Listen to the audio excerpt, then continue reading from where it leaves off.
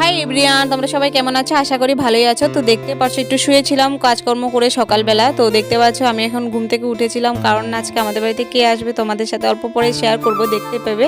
তো দেখতে পাচ্ছ এখানে আমি ঘুম থেকে উঠে তোমাদের সাথে শেয়ার করছিলাম বাইরের ভিউটা। আর দেখতে পাচ্ছ বাবা বাজার থেকে অনেক কিছু এনেছিল।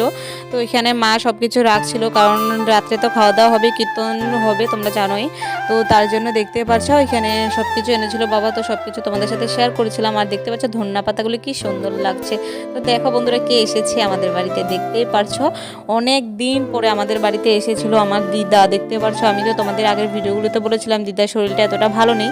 তো আজকে একটু ভালো হয়েছিল। তো আমাদের বাড়িতে ওকেশন বলে দিদা, তারপরে বড় মাসি দুইজন এসেছে, আবার ভাই একটা এসেছে।